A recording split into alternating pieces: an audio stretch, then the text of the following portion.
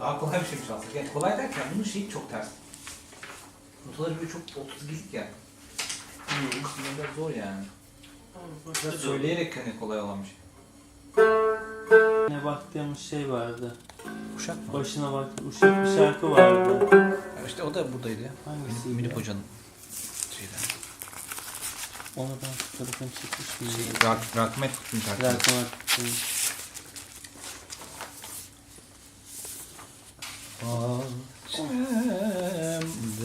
Fotoğrafını çek.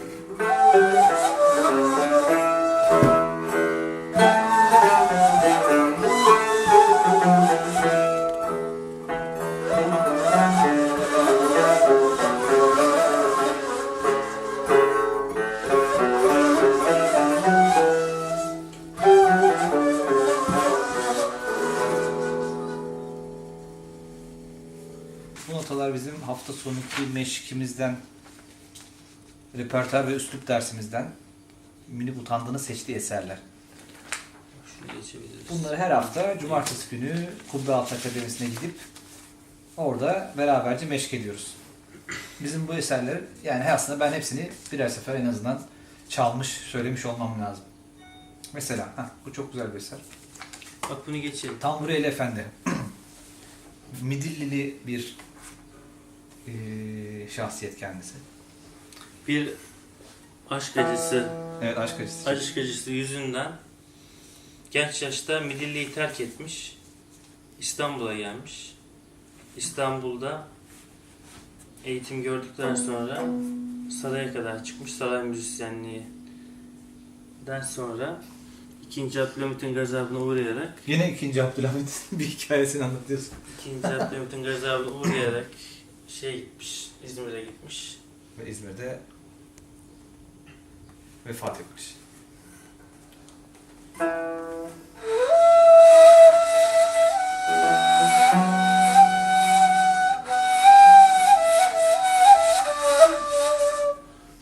Evet. Şimdi yaklaşık 7 senedir tambur çalıyorum. Tamburu nerede çalıyorum? Çaldığım belli arkadaşlarım var. Mesela Oğuzhan'la ne yapıyoruz? Pazartesileri oturup eser geçiyoruz. Bunları niye geçiyoruz? Birincisi zevk aldığımız için geçiyoruz. İkincisi kendimizi geliştiriyoruz tabii ki yani. Eser geçtikçe hem enstrümanımızı geliştiriyoruz, Repertuar. hem repertuarımızı tekrar ediyoruz. Hem de ne yapıyoruz? Müzikle kafamızı doldurmuş oluyoruz. Ya da boşaltmış oluyoruz. Yok, boşaltmaya gerek yok ya. Boş kafa kimseye. Şimdi ne yapıyorum ben? Cumartesileri de yine Münip Utandı hocamızın repertuar ve üslup derslerini takip ediyorum. Orada yine ne yapıyoruz? Eserler geçiyoruz. Yeni makamlarda yeni eserler öğreniyoruz. Bunlarla ne yapıyoruz? Yine kafamızı dolduruyoruz. Ya da boşaltıyoruz diyorsun. Yani dolduruyoruz aslında çünkü makam bilgisi için çok fazla eser bilmek gerekiyor. Yani başka müziklerde belki bu kadar önemli olmayabilir. Evet. Çünkü makamları öğrenmek için eserleri bilmeniz gerekiyor. O yüzden de her cumartesi yeni eserler öğrenmek için Münip hocamızı ziyaret ediyoruz. Bunun haricinde tambur eğitimimi Murat Aydemir'den aldım. Ancak daha fazla derslere devam etme fırsatım olmuyor. Kendi kendime artık pratik yaparak devam ediyorum derslere. Kendi kendimi aslında yapmaya çalışıyorum, yetiştirmeye, Şu an geliştirmeye birebir çalışıyorum. devam etmiyor musunuz? Birebir devam etmiyorum. Ne yazık ki. Evet. Ben de bir 15 yıldır ne üflüyorum. Sadrettin Özçemin Derneği dersi alıyorum hala. Çarşamba günleri hocanın Üsküdar'daki atölyesine gidiyorum. Beraber eser geçiyoruz. Meşk ediyoruz. Böyle arkadaşlarla bir araya geldiğimizde de bizim için güzel oluyor. Ben ama neden bu müziği, klasik Türk müziğini seviyorum diye bazen kendi kendime de soruyorum. Ben aslında müziği seviyorum. Klasik Batı müziğini de seviyorum. Aynı şekilde opera da seviyorum. Fakat bu ney ve klasik Türk müziği benim içimde farklı bir yerlere temas ediyor. Benim içimde işte Dede Efendi, Zekai Dede Efendi, Dedeler. dedeler, Tamburi Cemil Bey, dahası Ahmet Hamdi Tanpınar, O nereden çıktı? Yahya Kemal Beyatlı, Türk müziği. Şeyh Galip, Nevakar, Itri, bunların hepsi bir arada yaşıyor. Yani bunları hepsi bir arada içimde yaşıyorum bunlarla ilgilendiğim zaman. İstanbul, eski İstanbul mimarisi, eski camiler. Ne alaka şimdi demek diye düşünüyorsun, mantıklı. Yok, ne alaka değil mi? Fakat şöyle, bunlar hepsi aynı zamanda birbirlerini besleyen Ya öyle ki tabii ki öyle. sanatçılar ve besleyen kültürler. Mesela Beethoven mesela, klasik Batı müziği mesela, Evet. Mozart, Goethe, Johann Sebastian Bach. Bunları düşünürken bir anda müzik ayrı bir tür olarak soyutlanamaz. Mesela Sırtlayamaz. Evet. bunun içerisinde Faust'u da ele almak gerekiyor. Schiller'i de ele almak gerekiyor. İşte Alman lirizmini, Alman mimarisine. Bunların hepsi bir bütün içerisinde yaşıyor. Yani doğru. Bizde de kesin. mesela nasıl Nevakar'dan hoşlanıyorsan, Itri'nin Nevakar'ını seviyorsan, o mesela Nevakar'ın icra edildiği o dönemde Boğaz kıyılarındaki yalıları düşün. Evet. Orada yan yana dizilmiş ahşap mimariyi düşün, o ince mimariyi düşün. Ondan ayırt edemiyorsun. Aynı zamanda işte bir Gazel'den, Şeyh Galip'ten, Nedim'den, Nabi'den, Nefi'den bunları ayıramıyorsun. Onun daha sonrası mesela işte 20. yüzyıla geldiğimizde Tamburi Cemil Bey. Tamburi Cemil Bey mesela o bestelerini plağa doldururken o plaklar o dönemin en popüler Evet. ne gidiyorsun? En popüler Yani şeyleri en yapıyor. popüler müzikleri ve onun da kim dinliyor mesela? Atıyorum Ahmet Hamdi Tanpınar dinliyor. Yahya Kemal Beyat da dinliyor. Değil mi?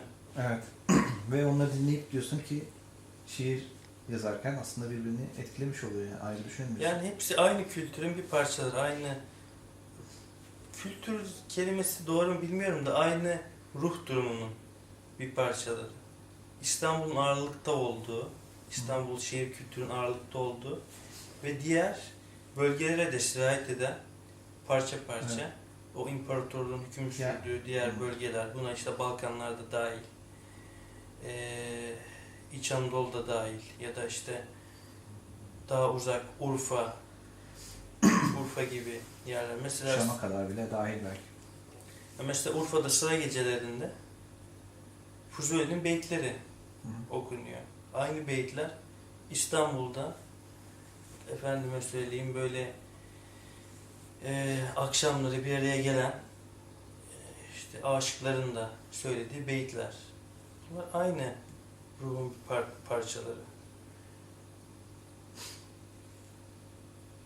Aslında şey değil yani böyle aslında bir yerde dikkatini çekiyor illaki.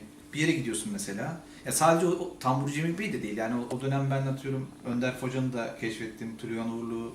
Ya illaki mesela gazete okuyorsun, işte bir şey okuyorsun, görüyorsun, dinliyorsun.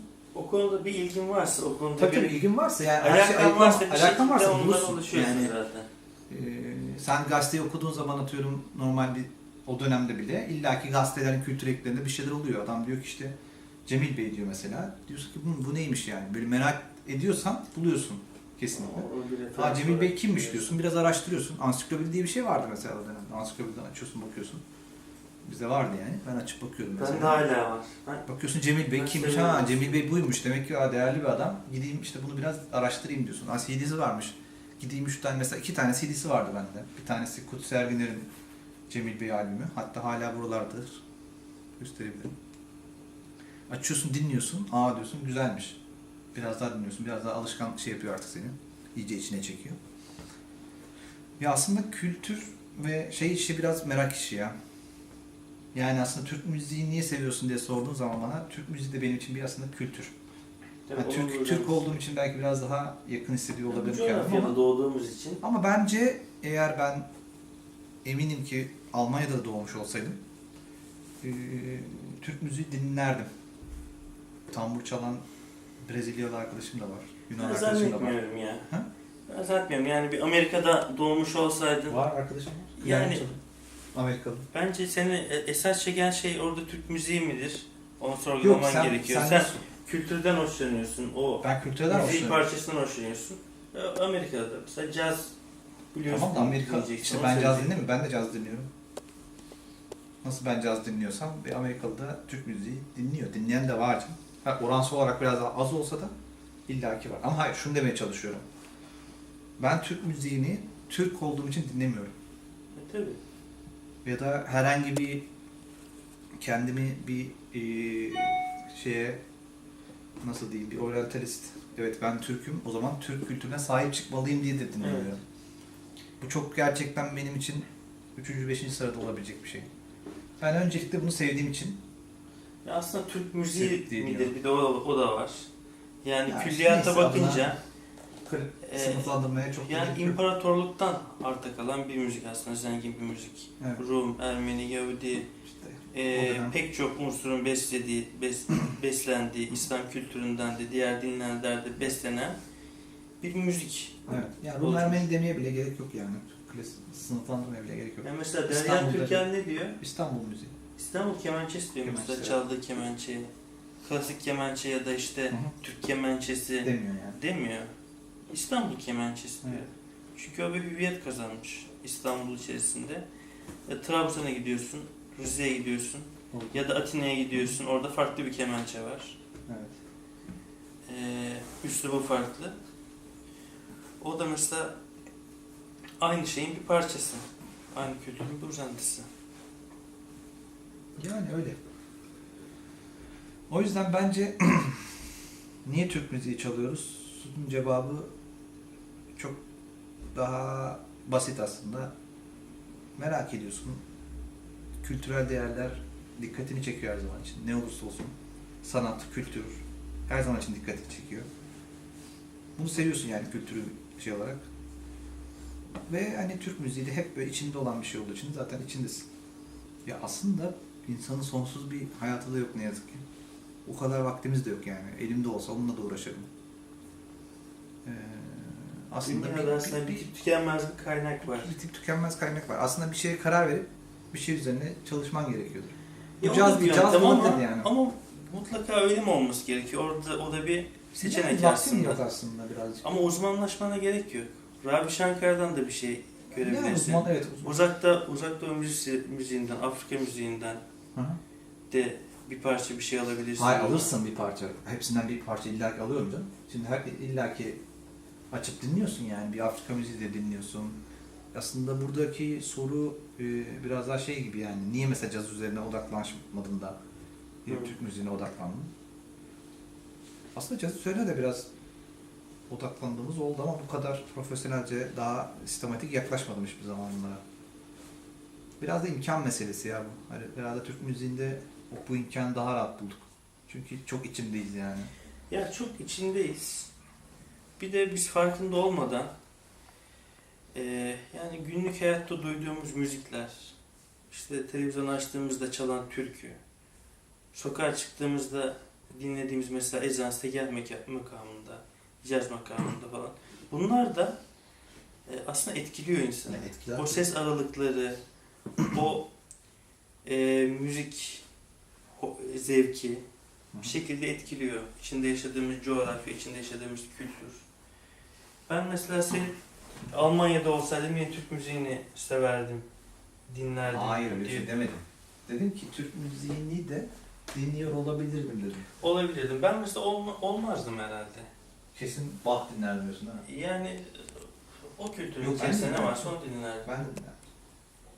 Ben hala dinlerim yani. Bir Bach dinleyince atıyorum Dede Efendi'den aldığım keyif alırım. Ne seviyorsun mesela, bağın hangi var mı öyle özellikle spesifik Özellikle mesela yani. işte kantatlarını seviyorum. Yok işte ben çok special. Türküleri daha çok seviyorum tabii de. Yani direkt böyle şu diyemem ama Klasik müzikte var mı peki öyle favori? Ya da büyük favori değil mi? ya daha çok barok dönem dinliyorum yani ne yazık ki. Niye şey ne yazık yapamıyorum. ki? Yani şey yapamıyorum niyeyse.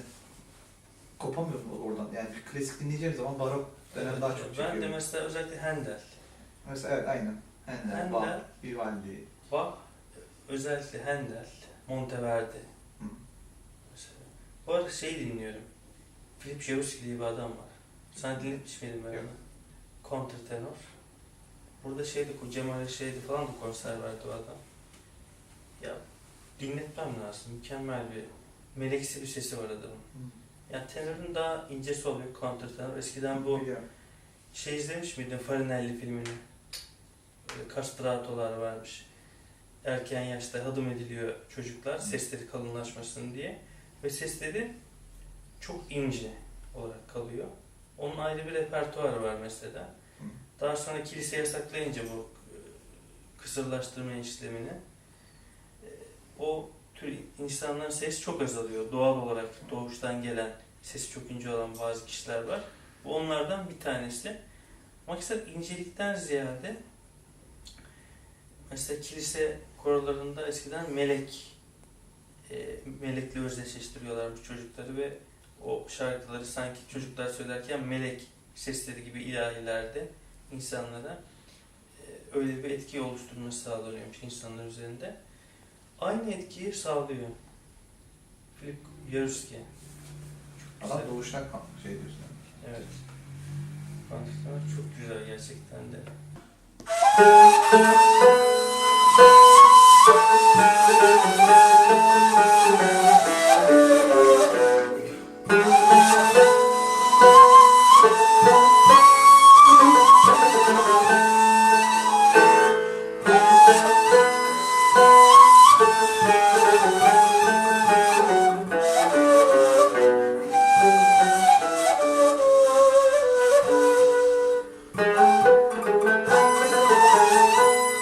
Ben sana mecnun olmuşam, gel yavrucağım,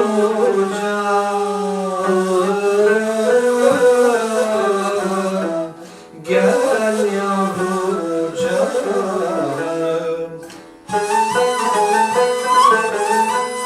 Ben sana mecnun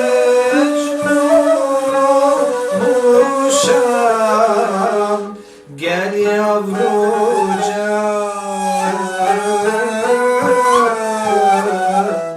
gel yavrucağım.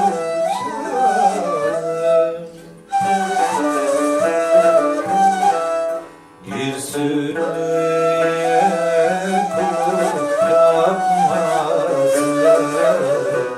gel kuzucağım,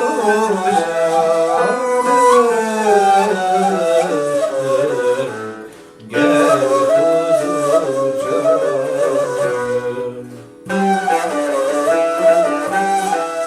Bir sürüye kurt kapmasın, gel kuzucağım,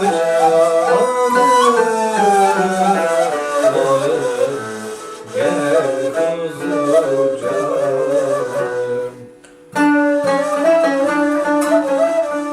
Sana yatak işesine, işte kucağım,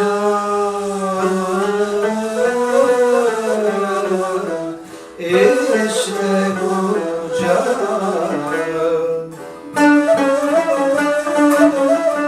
Sana yatak işte kucağım, işte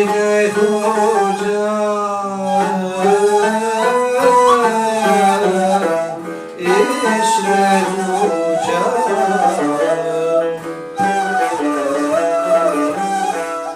Bir sürüye kurt kalmasın, gel